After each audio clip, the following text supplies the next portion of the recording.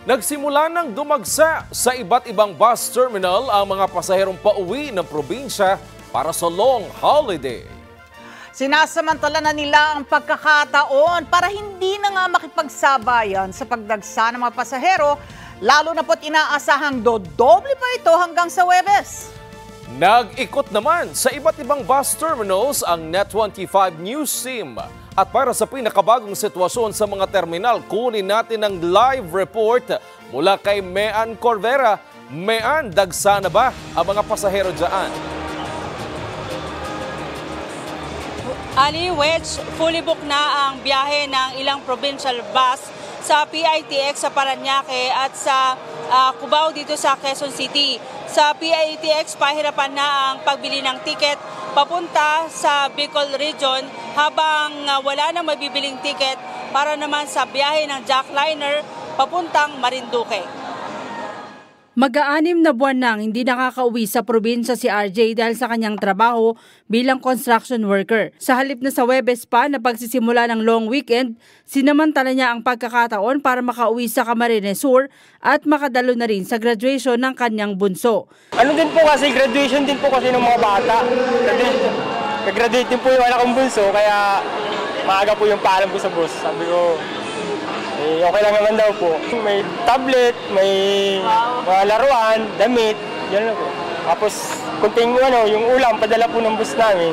Sa Camarines Sur rin ang biyahe ni Marcel. Maaga pa lang nagtungo na siya sa Parañaque Integrated Terminal Exchange para hindi maipit sa dami ng mga pasahero. Galing pa po kasi akong abroad, so bakasyon ko.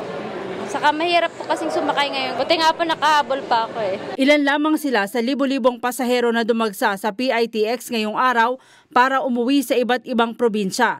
Fully booked na ang marami sa mga biyahe patungong Bicol Region at halos wala nang mabiling tiket para sa biyahe ngayong araw hanggang April 17 patungong Naga, Albay, Camarines Sur at Camarines Norte. Ayon kay PITX spokesman Attorney Jason Salvador, mula pa lang noong April 9, nagsimula ng bumuhos ang mga pasahero. Pero nag-issue na anyang LTFRB ng mahigit 1,000 special permit para makabiyahe pa ang pampublikong bus at ma-accommodate ang mas maraming pasahero. Kasi alam naman natin na marami ang magsisiuwian sa kanilang mga lalawigan. Kaya kailangan may mga extra units tayo para tugunan yung demand na napakalaki. No? So, maaga naman yung preparations natin.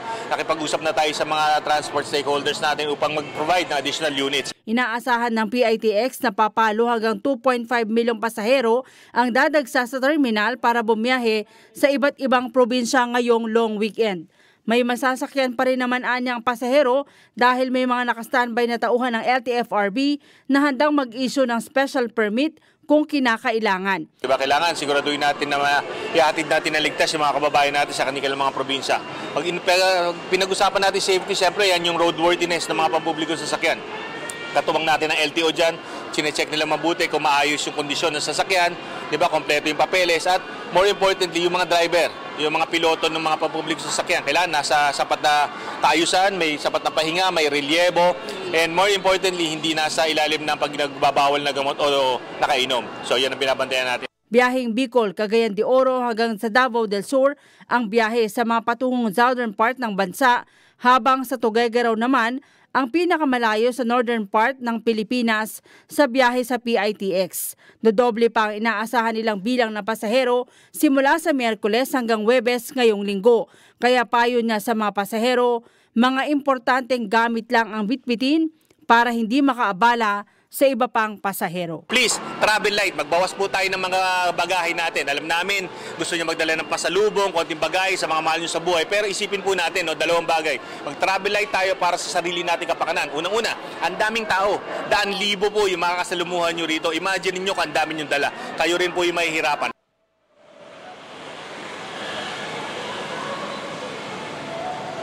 Wedge, may ilang bus companies ang walang biyahe sa April 18, araw yan ng Biyernes. Kaya pinapayuhan ng mga otoridad ang mga pasahero na ngayon pa lamang ay schedule na ang kanilang magiging biyahe. Wedge. Okay. Meron mabang mga opisyal ng MMDA o ng DOTR nag-ikot-ikot na rin ngayong araw? Sa lahat ng bus companies ay nagpakalat na ang MMDA at ang PNP ng kanilang mga tauhan para tumulong doon sa mga opisyal ng mga bus companies at mga terminals para magmando ng seguridad.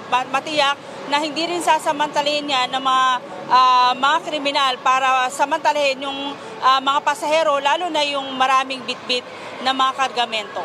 Oo. Mayan, huling tanong ko na lang kasi marami sa mga umuuwi, may mga kasakasamang mga bata at saka yung mga matatanda, mga senior citizen. May mga priority seats naman bang ipinagkakaloob para sa kanila, maging ilan mga buntis pa at may kapansanan? Meron naman wedge pero ang paalala ng mga bus companies maging maaga sa mga bus terminal para maibigay yung mga privilege na dapat para sa kanila. Oo, dapat talaga agahan nila. Maraming salamat si Mean Corvera, nagbabalita live.